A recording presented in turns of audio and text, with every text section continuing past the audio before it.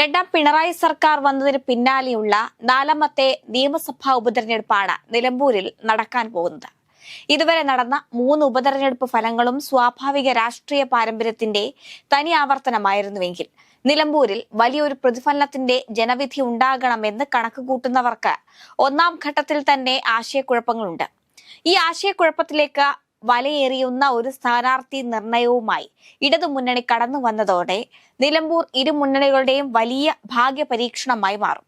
ഉമ്മൻചാണ്ടി അന്തരിച്ചതിനെ തുടർന്ന് പുതുപ്പള്ളിയിൽ നടന്ന ഉപതെരഞ്ഞെടുപ്പ് സ്വാഭാവിക ജനവിധിയോടെയാണ് കടന്നുപോയത്. ഷാഫി പറമ്പിൽ പാർലമെന്റ് അംഗമായതിനെ തുടർന്ന് നടന്ന പാലക്കാട് ഉപതെരഞ്ഞെടുപ്പിലും ഏതെങ്കിലും ഒരു രാഷ്ട്രീയ ചലനം പ്രകടമായിരുന്നില്ല. കഴിഞ്ഞ 28 വർഷമായി LDF കൈവശം വെച്ചിരുന്ന ചേലക്കര ഉപതെരഞ്ഞെടുപ്പിൽ കടുത്ത മത്സരം സൃഷ്ടിച്ച UDF രമ്യ ഹരിദാസിനെ നിർത്തി പോരാടിയെങ്കിലും ഇടതു മുന്നണി തന്നെ വിജയിച്ചു. ചേലക്കരയിൽ രമ്യയെ പരീക്ഷിച്ചുണ്ടാക്കിയ അതേ രാഷ്ട്രീയ സമ്മർദ്ദം നിലമ്പൂരിലും ഉണ്ടാകണമെന്ന് പ്രതീക്ഷിച്ചവർക്ക് വലിയ നിരാശ നൽകിയാണ് UDFന്റെ സ്ഥാനാർത്ഥി പ്രഖ്യാപനം നടന്നിട്ടുള്ളത്. പിണറായിസം എന്നൊരു രാഷ്ട്രീയ മുദ്രാവാക്യം മുന്നിൽ വെച്ചുകൊണ്ട് നിലമ്പൂരിൽ സംസ്ഥാന സർക്കാരിനെതിരായ ജനവിധിയിലൂടെ പ്രതിഫലനം സൃഷ്ടിക്കാൻ കാത്തിരിക്കുന്നവരാണ് UDF. ഏറെയും അതിന്റെ സാധ്യത എത്രത്തോളം ഉണ്ടെന്ന് പരിശോധിക്കേണ്ട സന്ദർഭമാണിത്. രണ്ടാം പിണറായി സർക്കാർ അഭിമുഖീകരിച്ച മറ്റു 3 ഉപതെരഞ്ഞെടുപ്പുകളിൽ നിന്ന് നിലമ്പൂരിനെ വേർതിരിക്കുന്ന ഘടകം തിരഞ്ഞെടുപ്പിലേക്ക് നയിച്ച രാഷ്ട്രീയ സാഹചര്യമാണ്. ഏതെങ്കിലും ഒരു അനിവാര്യതയിൽ നിന്നുണ്ടായ ഉപതെരഞ്ഞെടുപ്പല്ല നിലമ്പൂരിലേത്. നിലവിലെ MLA എന്ന നിലയിൽ PV അൻവർ ഇടത് സർക്കാരിനെതിരായി ഉയർത്തിയ രാഷ്ട്രീയപരമായ ചോദ്യങ്ങളുടെ തീവ്രമായ പരിണിത ഫലമാണിത്. അതുകൊണ്ട് തന്നെ മറ്റു ഉപതെരഞ്ഞെടുപ്പുകളിൽ നിന്ന് നിലമ്പൂരിനെ ഇത് ഏറെ വ്യത്യസ്തമാക്കുന്നുണ്ട്.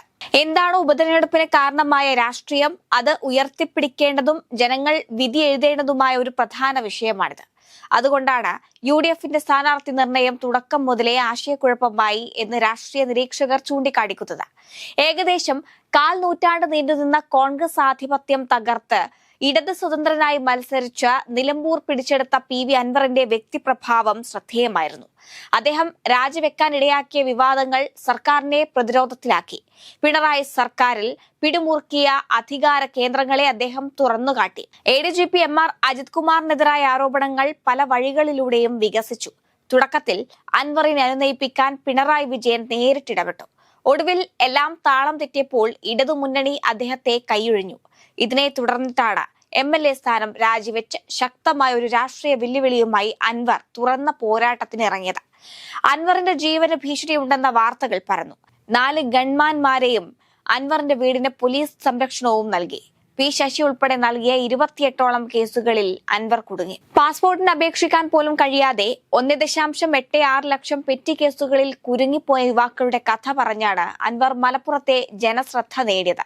സംഘപരിവാർ നേതൃത്വത്തിന്റെ മറ്റൊരു മനസ്സാണ് മലപ്പുറത്തിന്റെ കാര്യത്തിൽ CPMലെ ചിലർക്കെന്ന് അദ്ദേഹം കാര്യകാരണ സഹിതം തുറന്നുകാട്ടി.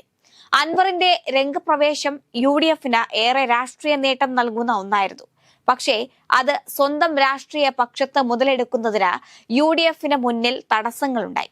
അൻവർ തൃണമൂൽ കോൺഗ്രസിൽ ചേർന്ന് അതിന്റെ സംസ്ഥാന ഘടകം കേരളത്തിൽ രൂപീകരിച്ചപ്പോഴും UDFുമായി യോജിച്ച മുന്നേറ്റം ഉണ്ടാക്കുമെന്നാണ് പ്രതീക്ഷിക്കപ്പെട്ടത്. പക്ഷേ ആര്യടൻ ഷൗക്കത്തിനെ സ്ഥാനാർത്ഥിയായി പ്രഖ്യാപിച്ചതോടെ കാര്യങ്ങൾ മാറി പറഞ്ഞു. UDF നേതൃത്വവുമായി കൂടിക്കാഴ്ച നടത്തി 3 മാസമായിട്ടും കൂടിക്കാഴ്ചയുടെ ഉള്ളടക്കം പ്രഖ്യാപിക്കാതെ തന്നോട് വഞ്ചനാപരമായ സമീപനമാണ് സ്വീകരിച്ചിരിക്കുന്നതെന്ന് അൻവർ പ്രഖ്യാപിച്ചു. മുസ്ലിം ലീഗ് നേതൃത്വം അൻവറിനെ അനുനയിപ്പിക്കാൻ മുൻകൈയെടുത്തുവെങ്കിലും KPCC തലത്തിൽ ഇതിന്റെ തുടർച്ച ഉണ്ടായിട്ടില്ല. KC വേണുഗോപാലുമായി സംസാരിച്ച ശേഷമായിരിക്കും ഉപതെരഞ്ഞെടുപ്പിലെ തന്റെ നിലപാടെന്ന് അൻവർ വെളിപ്പെടുത്തി കഴിഞ്ഞു. അതേസമയം KC വേണുഗോപാൽ അൻവറുമായി ഇനി ചർച്ചയ്ക്കില്ലെന്നും സംസ്ഥാന നേതൃത്വം തന്നെ കാര്യങ്ങൾ തീരുമാനിക്കട്ടെ എന്ന നിലപാടിലുമാണ്. അതേസമയം മതേതരത്വത്തിന്റെ പേരിൽ ആര്യടൻ മുഹമ്മദ് മുസ്ലിം രാഷ്ട്രീയത്തോട് പൊതുവെ വെച്ചു പുലർത്തിയ സമീപനത്തിൽ എക്കാലത്തും വർഗീയതയുടെ മുദ്രകുത്തലിന് വിധേയമായ സംഘടനയാണ് മുസ്ലിം ലീഗ്.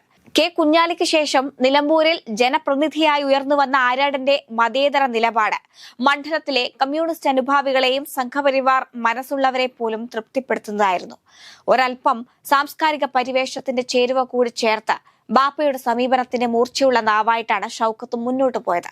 വിശ്വാസപരമായ ശീലങ്ങളോട് പോലും പരിഹാസ്യമായ രീതിയിൽ അദ്ദേഹം പ്രതികരിച്ചു. കൊടപ്പനക്കൽ തറവാട് പോലും ഷൗക്കത്തിന്റെ ലക്ഷ്മണ രേഖയ്ക്ക് പുറത്തായിരുന്നില്ല. മതേതര സർട്ടിഫിക്കറ്റിനു വേണ്ടി സ്വന്തം സമുദായത്തെ കിട്ടാവുന്നിടത്തൊക്കെ ആക്രമിക്കുകയും കരിവാരിത്തേക്കുകയും ചെയ്യുന്ന പ്രവണത എന്നും അദ്ദേഹം പിന്തുടർന്നു. ഇങ്ങനെയുള്ള ഒരാളെ വിജയിപ്പിക്കുക എന്നത് മാത്രമല്ല, മുന്നണി മര്യാദയുടെ പേരിൽ മുസ്ലിം ലീഗ് ഇപ്പോൾ ദൗത്യമായി ഏറ്റെടുത്തിരിക്കുന്നത്. PV അൻവർ ഉന്നയിച്ച പരാതികളിൽ മുഖ്യം ഷൗക്കത്തിന്റെ സ്ഥാനാർത്ഥിത്വമാണ്. എല്ലാം പൊറുക്കണം, ഒരുമിച്ച് നിൽക്കണമെന്ന ക്ഷമാപണ രീതിയിൽ അൻവറിനെ അനുനയിപ്പിക്കേണ്ട ചുമതല കൂടി മുസ്ലിം ലീഗ് നേതൃത്വത്തിന് മുന്നിലുണ്ട്. കഴിഞ്ഞ ദിവസങ്ങളിൽ കുഞ്ഞാലിക്കുട്ടിയും അൻവറും തമ്മിൽ പല ഘട്ടങ്ങളിൽ നടന്ന ആശയവിനിമയം അതിന്റെ ഭാഗമായിരുന്നു. നിലമ്പൂരിൽ കഴിഞ്ഞ തെരഞ്ഞെടുപ്പിൽ കോൺഗ്രസിലെ അടിയൊഴുക്കുകൾ ഉണ്ടായിരുന്നില്ലെങ്കിൽ അൻവറിന് വിജയം ആവർത്തിക്കാനാവില്ലായിരുന്നു എന്ന് വിശ്വസിക്കുന്നവരുണ്ട്. മൊത്തം പോൾ ചെയ്തതിന്റെ 46.90% വോട്ട് PV അൻവർ കഴിഞ്ഞ തവണ നേടിയപ്പോൾ തൊട്ടടുത്ത സ്ഥാനാർത്ഥി VV പ്രകാശ് 45.34% വോട്ട് നേടി ഇഞ്ചോടിഞ്ച് ഒപ്പം ഉണ്ടായിരുന്നു. 2016 ആര്യടൻ ഷൗക്കത്തിന് കിട്ടിയത് മൊത്തം പോൾ ചെയ്തതിന്റെ 40.83% മാത്രമായിരുന്നു. 2011 ആര്യാടൻ മുഹമ്മദ് നേടിയ വോട്ട് പോൾ ചെയ്തതിന്റെ 48.60% അതായത് ആര്യാടന് കിട്ടുന്ന വോട്ട് ശതമാനം അതിനുശേഷം മകൻ മത്സരിച്ചിട്ടും കഴിഞ്ഞ തവണ VV പ്രകാശ് മത്സരിച്ചിട്ടും കിട്ടിയില്ല.